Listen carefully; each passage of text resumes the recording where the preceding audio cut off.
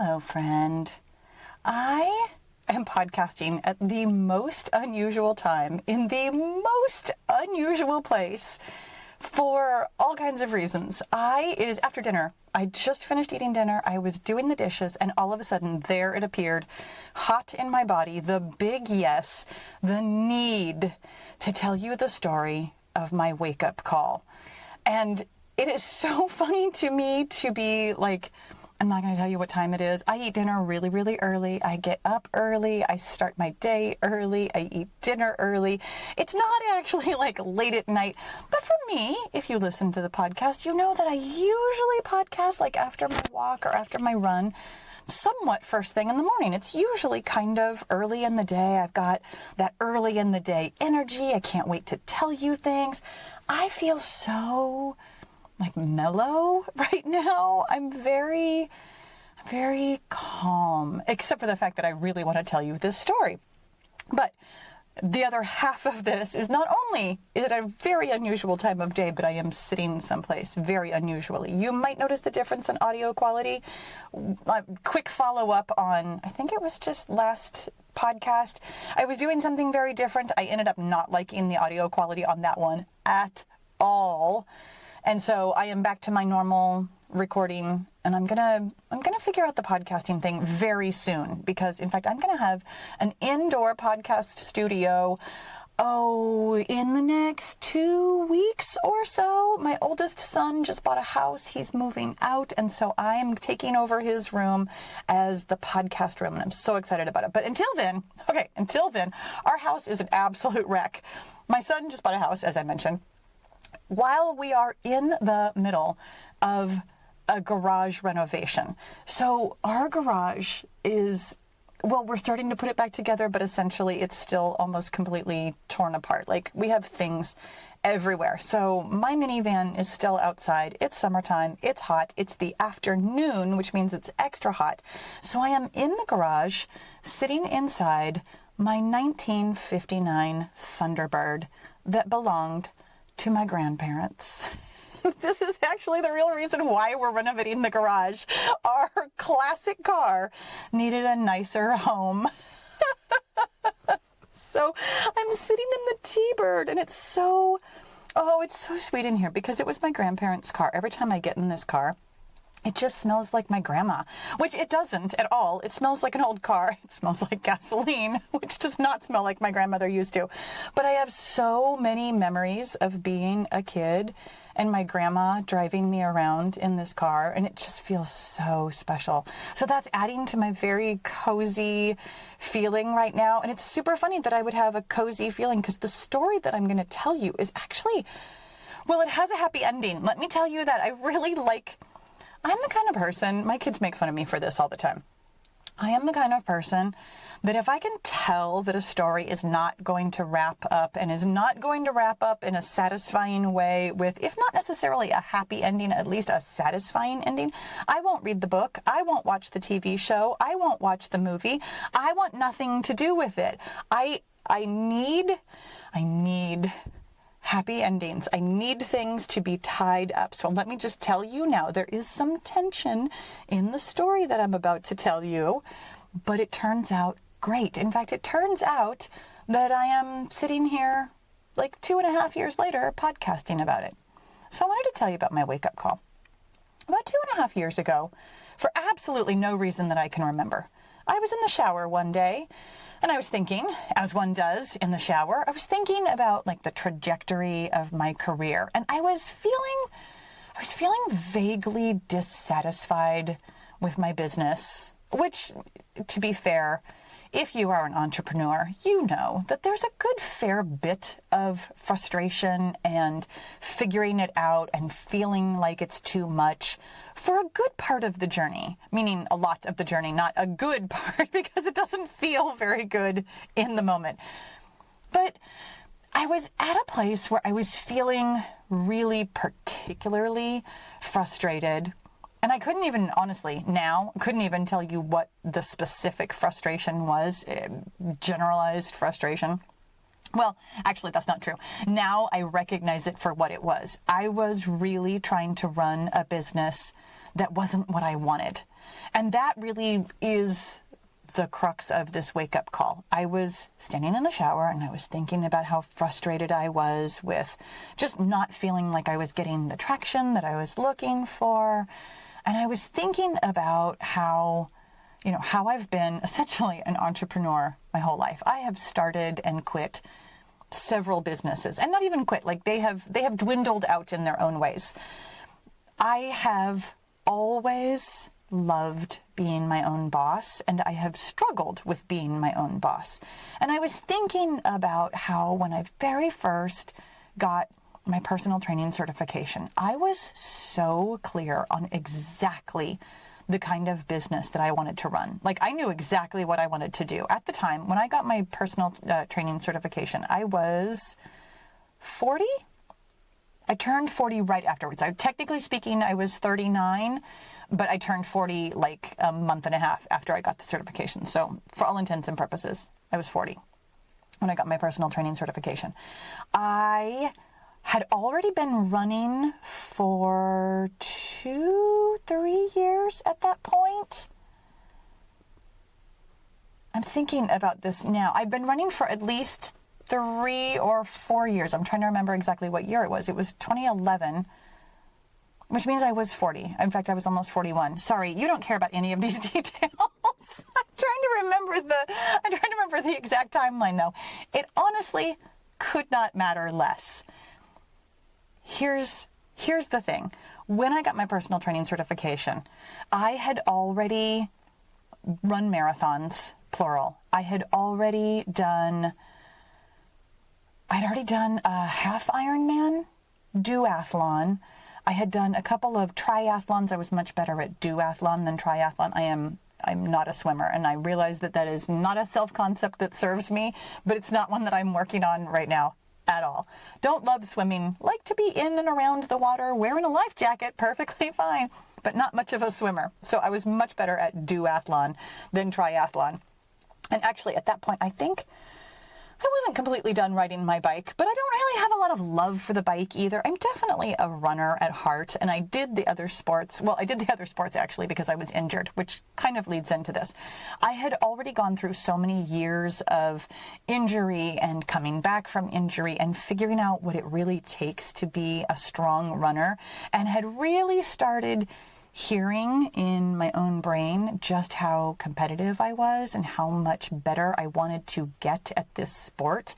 And I knew what it would take. I mean, the truth of it is, to be a good runner, to run the kind of race that you want to run, it's not just about running. It really is about core work and strength work and working on your mindset. I had already figured out that belief was the key to being able to do what I wanted to do. And even though that wasn't really my thing at the time, like I wasn't a life coach yet, I really hadn't started working on like any kind of formal mindset work, but I absolutely understood that working on your brain and your belief was essential to be able to get your goal.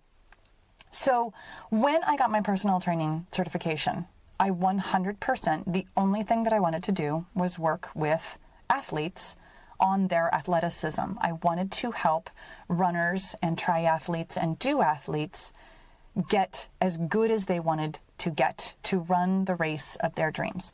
So here I am 2.5 years ago running a business that was very much centered around weight loss and trying to like talk about weight loss in order to help people understand like what it means to love and respect your body. Like I still always had that part of it as my main focus, like loving and respecting your body and believing in yourself, your athleticism, your body, your brain-body connection. That was the through line the whole time, but I was having such a hard time expressing that. I found myself in this business where I was saying things one way because it's like the way that quote unquote, everybody talks about weight loss. But the whole time that I was saying those things, I was like, but it's really about your belief. It's really about your mindset. And I just felt so conflicted all the time. So there I am in the shower having that conflict and thinking about, from day one, all I ever wanted was to work with runners and help them be the exact kind of athlete they wanted to be. And I stood there with shampoo on my face and I was like, then why the F aren't I doing that? And it was huge. Like, all of a sudden, I had this bolt of clarity that what I was doing wasn't what I really deeply wanted to do. It was part of what I wanted to do. I was working with fantastic clients. I've always loved my clients. And that's actually part of what got me into the business that felt so frustrating, was because I've always actually worked with clients who wanted the mindset piece, who wanted to love and respect their bodies, who really wanted to find that deep well of self-trust inside of them. And yet, as a business owner, I kept talking about things in the way that I felt like I was supposed to or had to or should, because quote unquote everybody does it this way. So thank goodness I always found clients that wanted like what I was really selling, but also I was so frustrated with myself in the business. I was frustrated with how I felt with the messaging, with the selling, with feeling like I was supposed to talk about things one way when all I really wanted to talk about was mindset and believing in yourself and trusting in yourself. And so there I am in the shower, like just gutted. I mean, it emptied me out to be like, oh my gosh, I have been building this business in a way that I don't want to do anymore. It wasn't that I didn't want to be in business. It certainly wasn't that I didn't want to be working with the clients I was working with. Again, I've always loved my clients. And if you are one of my clients, you know that because especially if you are inside the Get Your Goal membership, you know that we almost never talked about weight loss in there, even when it was specifically, explicitly a weight loss group. We always talked about all kinds of things, all of the everything that goes into loving and trusting and believing in yourself, which almost never has anything to do with any of the weight loss stuff. So there I am in the shower having this huge wake-up call. Like, oh my gosh, this is what I'm supposed to be doing. I'm supposed to be working with people who want to be their best. And at that point, it wasn't even so much about like just runners or just athletes. Like at that point, I had already written my book. I had already created this like hugely successful business. I mean, that's the thing. On the outside, my business has always been successful. And I still had that churning frustration inside. So I had this huge revelation. I had this huge, just total download of this is what I'm going to do. I'm actually going to start a couple of other businesses that are all still under this like Get Your Goal umbrella, where I'm going to work with writers about writing. I'm going to work with runners about running. I'm going to work with people who are in business about business. This sounds familiar, right? Like it's what I'm doing now, except at the time I really conceived of it as being very separate businesses. So I had this huge download about how I'm going to, basically start essentially 4 new businesses so that I could really like live into this dream that I wanted for myself. And then I did almost nothing about it. It was very fascinating to watch myself have this huge revelation, be completely motivated, write down pages and pages and pages of notes of what I wanted this business to look like. I sketched out a logo. I came up with names. I had brand colors. And then I did nothing. And like 2 or 3 months later, I said something about it, like to my husband again. And he was like, yeah, that sounds fantastic. I love it. Because my husband doesn't really, he cares about my business. Don't get me wrong. He cares about my business. But what he really cares about is me not feeling frustrated. Like that is the thing that he wants from my business. He doesn't care about any of the details. All he really wants is for me to not complain constantly. Poor guy tough to be married to an entrepreneur. But anyways, so I mentioned it again, gotten another flurry of activity, probably tried to do something like technologically related to like what this was going to look like on the back end with email lists and things like that. And then did nothing. And then I think almost an entire year went by, and up it came again, this huge motivation. I was deeply frustrated again, and I was like, I've got to do something about this. There's this thing that I really want to do. I really want to pivot my business. I really want to work with people who want to get their goal by being like in this place of deep self-trust. And then I worked on it a little bit. And that time, I'm pretty sure I asked somebody else for some help. Like, hey, help me figure out a platform. Hey, help me figure out some technology stuff. Help me like bring this to life on the back end, as we say. And then I did nothing. And then another couple of months passed and I thought about it again. And there I was in Canva and I'm like, oh yeah, look at all those logos. Look at all that stuff. Look at all that work I haven't done. Look at all the things I'm not doing to create this dream that I have. And this was so random, there was, as far as I know, and there might be some like subconscious connections, something happened, except that I don't remember, and it didn't feel like it. But there was a day when I was sitting at my desk, and deep, I mean, we're talking deep inside of me, something just ripped, and I started sobbing. And it was so clear to me that I wasn't living the way I wanted to be. I had a lot of the things I wanted. I had had a lot of success. I've run a Boston qualifying marathon. I've written a book. I've created this business. I've done these really successful things. And yet my business still wasn't what I really wanted. I still felt like I was just chasing this version of success, and I didn't know what it was supposed to look like. It felt like it was so outside of me, like I was running after something blindfolded and grasping, and I didn't even know what it was. And in that moment, sitting at my desk, sobbing, I realized that what I wanted was actually inside of me.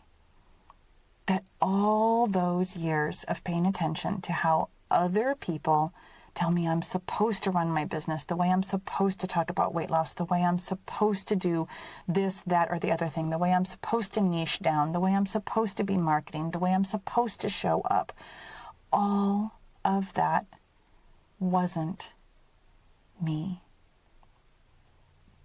This was a little bit over 6 months ago. I think it was right after the beginning of the year, but not like the actual beginning of the year. This was not a New Year's resolution. I do know that for sure, because I did set some New Year's resolutions. I had some things going on. At the beginning of the year, I was still fully all in, all weight loss, all the time. I'm going to make this work. And it was sometime around like late January, early February, when I sat at my desk and sobbed, and it was my real wake-up call. Honestly, that day in the shower felt like such a wake-up call, like, this is what I want. But that day at my desk was like, oh, this is where it's coming from. It's not out there. It's inside me. And in order to get what I want, I have to stop looking out there and start looking inside of me. And this is the message I've been telling you all along. I want to be really clear about this. Like, there was nothing about this was like, oh, this is a revelation. I've never heard myself say these words before 1,000,000 times. Like, for years, I've been talking about being true to you, looking inside yourself, the deep self-trust. Like, all of this wasn't new, but there was a moment where it became so real for me. Finally. That moment, that day, sitting at my desk, was the day that everything actually changed. It was the day that I said to myself, I'm not going to tolerate this, it's not that bad anymore. I'm not going to sit around in low-grade frustration. I'm not going to watch myself not fulfill my dreams for another 2 years. This is happening now-ish. that was where I was like, okay, I've had this huge revelation. I've had the first wake-up call where I realized that I wasn't really doing what I wanted to be doing. And now I've realized, like, really deeply, so in my bones, that it's up to me to listen to myself instead of constantly trying to do what other people want me to do. But also, now what? like for reals, now what? And here's the thing about the now what.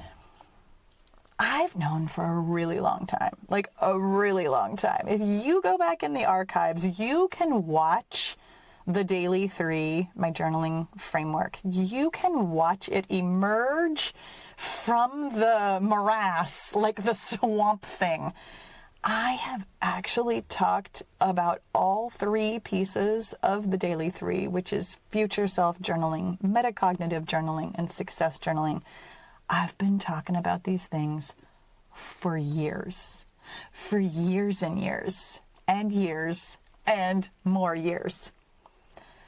But that moment, it wasn't that moment. I'm here. Hang on. I'm trying to remember the exact timing.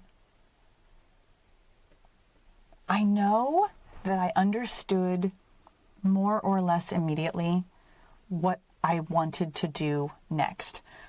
I like metacognitive journaling. I have liked it for a long time. Like, I wrote an entire book, Mind Over Menopause, about metacognitive journaling, about seeing your thoughts as thoughts and feeling your feelings to release those thoughts so that they can stop holding you back.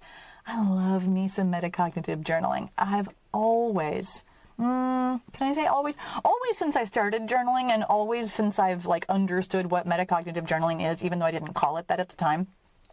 I've always liked that kind of journaling where you step out of it and see your thoughts as thoughts. But I've also always known that tapping into what you want with future self journaling and building the capacity to have success with success journaling, I've always known that those were key components. And just super quick note to the side. Success journaling, I was thinking about this the other day.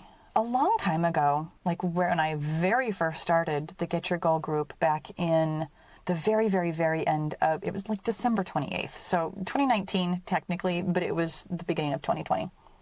When I created the Get Your Goal group, I actually used to call it the Get Your Goal Coaching and Accountability group.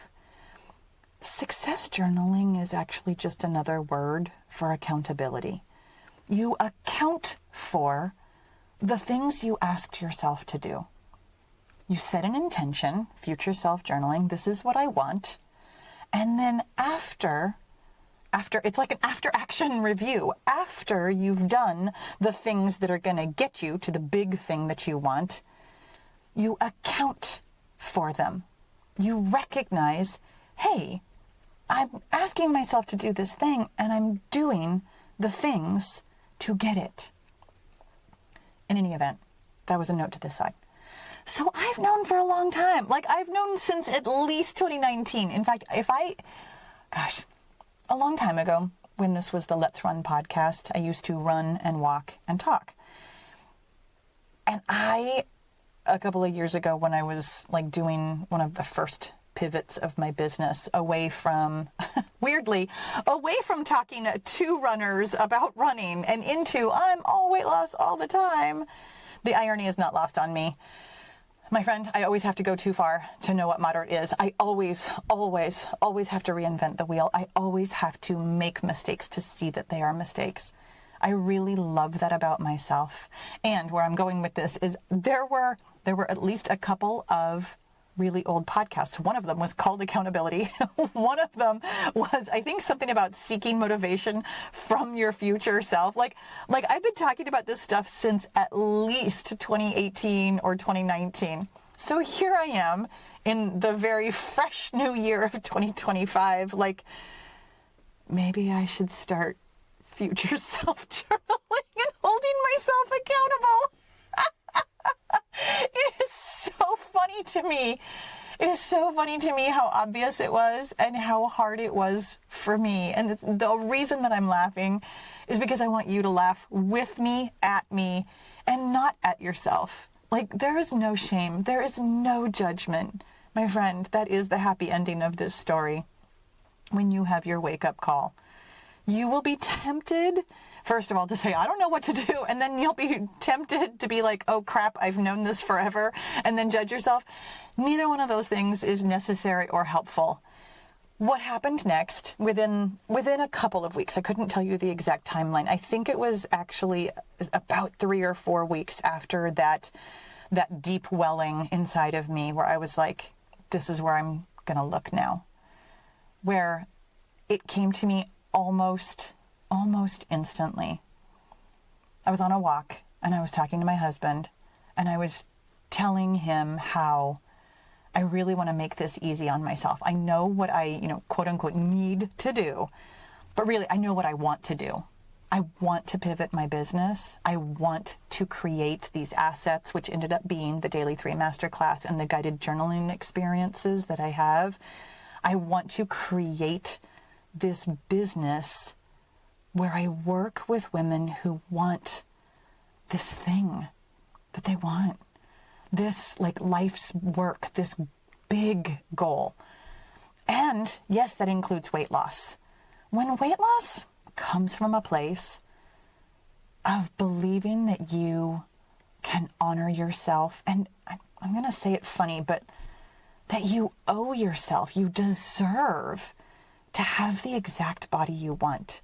You owe yourself the chance to live in a body that feels fit and strong and weighs what you want to weigh. These are the women that I want to work with. This is what I was telling my husband. This is what I'm telling you. Women who want this thing for themselves that shows themselves the peak of what they can do. They want to write a book because they have this book inside of them. They want to run a business because they have this business inside of them. Not just because like, oh, I want to look good or I want to do this thing as like a lark, but this bone deep, there is a thing inside of me. And if I die without getting it out, I'm going to be so full of regret. So we were on a walk. And I was like, how can I make this easy on myself? The truth of it is that imagining your future doesn't take more than about a minute. The truth of it is that metacognitive journaling, I mean, even if it takes you a little bit to like find the thought and like really allow yourself to feel the feeling, technically speaking, feelings dissipate in about 90 seconds. And of course, that's always a generalization. That's always just like that rule of thumb where you're like, okay, more or less. And sometimes it's because it's an average. Sometimes it's 30 seconds and sometimes it's 8 minutes. In any event, I was telling him, essentially, I was describing to him the Daily 3. I'm like, it won't take more than a minute to just recap. Okay, I asked myself to do this and then I did it, and allow myself to sit there recognizing that when I ask myself to do something, I do it. And so we're on this walk and he's like, yeah, Paula, that's really only going to take like 5 minutes. And I'm like, okay, I do like the number 5. I'm a big fan of the number 5. So let's see if I can turn this into like a thing. I'm like, okay, there's 3 kinds of journaling. I really want to do this every day. And I looked at him and it was right there. It was like the Daily 3. Do you ever have that? I hope you do. I know that not everybody does. This is a whole nother topic. In fact, it's probably going to be an entire podcast topic. No, in fact, it was a podcast topic. I recorded an entire podcast about this topic that the audio didn't work at all. I didn't have my microphone fully plugged in. Anyways, I personally have what I call it a hell yes, but not everybody wants to use that word. So you can call it a big yes. I have an absolute 100% full body. I know that the answer is yes. That appears to me as if out of nowhere. I also, very frequently, it's a lot more subtle, but I have a full body no, that I know that it's not what I want, but I don't necessarily know what the real answer is. And then I have all kinds of just years and years and years of socialization where I try and talk myself out of both of them. My quest right now is to fully and deeply honor my big yes. I had that big yes in the shower, the wake-up call. I had that other big yes approximately 8 months ago where I was like, this is something I want so deeply for myself. This business pivot, this place where I'm working with women just like me who are so ambitious and who just can't seem to get out of their own way. And then I created the Daily 3 from that, for that. Because here's what happened not 2 seconds after I created the Daily 3. We got home from our walk. That wasn't 2 seconds. We got home from the walk 20 minutes later. Okay, it was 20 minutes. I'm being accurate. We got home from our walk and I sat down at my desk and I was like, let me see if this actually is that simple. And I wrote down the Daily 3 and I sketched out what it meant to me, what I wanted to do with it, where I thought it was going to fit into my day. For me, it's the first thing I do in the morning. That's not entirely true. I'm really, really not going to lie to you. I get up, I make my cup of coffee, I play Pokemon Go for a while, then I play both of my games of solitaire for a little while, then, because I have a streak on both of my solitaire games, I'm not going to give that up.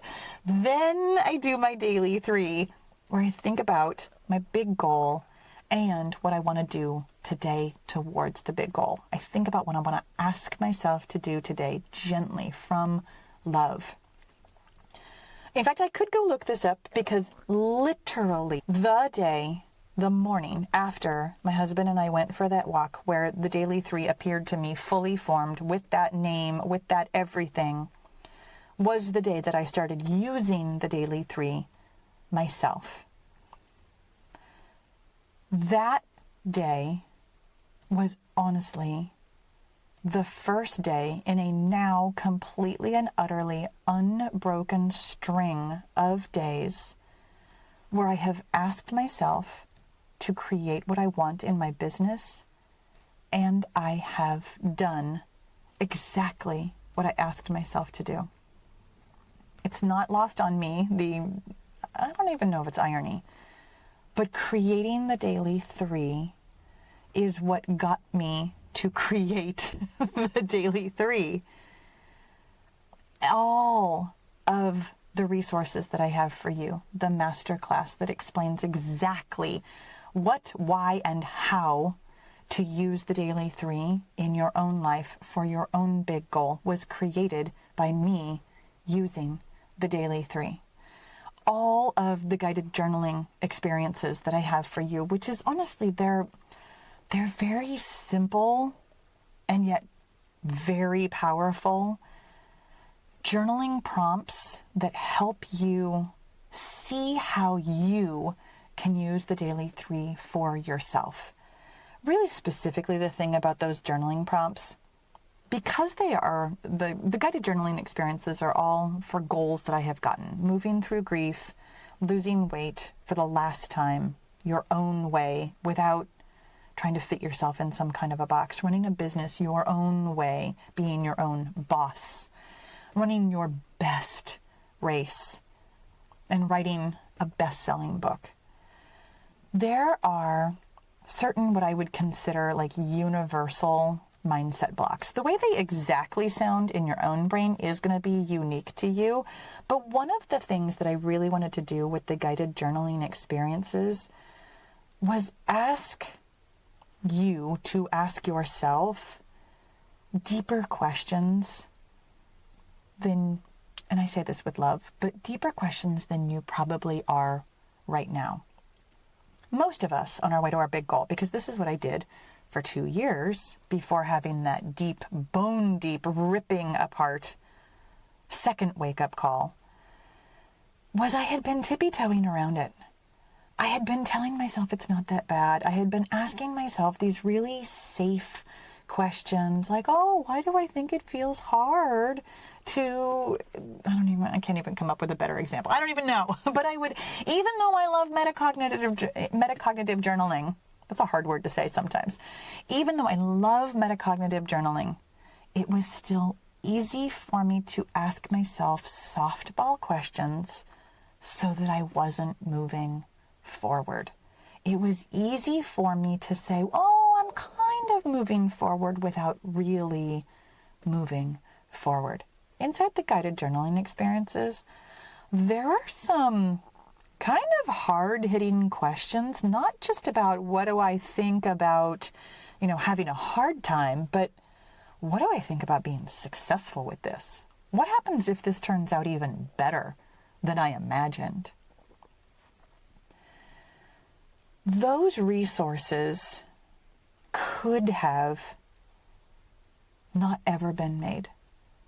Those resources have been inside my brain for years, until I really woke up and said, this isn't what I want anymore. I cannot tolerate the low-grade frustration. I cannot tolerate not achieving this thing that's inside of me. Using the Daily 3 is what helped me bring you the Daily 3. It really, I'm going to say it's simple. It is. It's simple. It's not easy. It's simple to sit down and think that you can move forward in 5 minutes.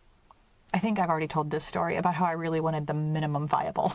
I was like, if this sucker is going to take me a half an hour of journaling, I want nothing to do with it. I'm already busy. I already got things going on. I already journal.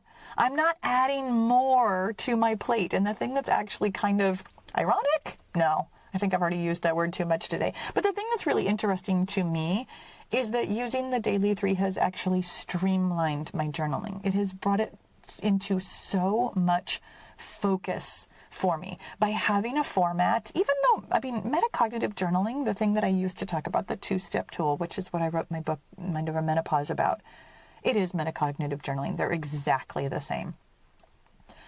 Even though that has a format, even though that, the 2-step tool with its 7 steps, even though I had a thing, I still wasn't really applying it specifically to my goal, thinking about my goal, really imagining my goal, moving towards my goal, having my goal top of mind every single day, the way that I do now that I use the Daily 3. The Daily 3 has brought me further in the last 6 months of my business than, not the last 6 years, even though that would be super fun to say it that way. But you know what? Oh my gosh, that almost is true. Outward success, not necessarily, but inward satisfaction. I have actually never been this happy with any of my businesses. Ever. I feel so deeply calm and grounded about my business now that I'm doing exactly what I want, what I always wanted. And then I'm saying the things that I want to say. It feels like, okay, you can hear this however you hear this. I mean this in the absolute 100% most respectful way. And I also have no personal experience with it. So this is simply a metaphor, analogy, whichever one is correct. It feels like what I assume it feels like to come out of the closet, to announce, this is who I am. That's what I've been doing these last 6 months while I've been pivoting my business and talking about journaling. I've always wanted to talk about journaling out in the open like this, and now here I am. I'm a journaling coach. I can help you journal for your goals. It feels so good to finally really, really lean in to telling you exactly how ambitious I am, exactly the ways that I want to be successful in my life, and the ways that I've had success. It feels amazing to be me. And love, I want this for you. I am so passionate about sharing the Daily 3, not because it has some nature of it works. It doesn't do anything. It is a tool that you can use your way to rip yourself open and have that moment where you say, I'm not tolerating, it's not that bad anymore. Where you take a look inside instead of outside, and you, from deep inside of you, follow what you want. That feels like a great place to end this story. I told you it has a happy ending. It's you getting your goal. Now here's the thing. If you haven't watched the masterclass yet, I strongly, strongly recommend it. There is a link in the show notes. If I try and say it verbally, I'll get it wrong, and I'd rather not. So there's a link in the show notes that will take you to the masterclass so that you can learn about the Daily 3 and use it for yourself. If you are so inclined, there are journaling prompts in the guided journaling experiences that can really help you get past that part where you ask yourself the easy questions and you go deep. You take it deep inside and you really move forward. And if you're so inclined, if this work really appeals to you and you love that idea of being fully 100% you, then come and join us in the Get Your Goal membership. It is the place for women like you and me who are ready to be our full 100% own self, and also need a little help and a lot of normalizing with other women like us, getting out of our own way. The Daily 3 is for you. The guided journaling experiences are for you. The Get Your Goal membership is absolutely for you. Thank you so much for being here with me today in my classic car, in my hot garage. I'm really, really happy that I listened to my big yes and came out here and had this conversation with you. I'll talk to you again soon.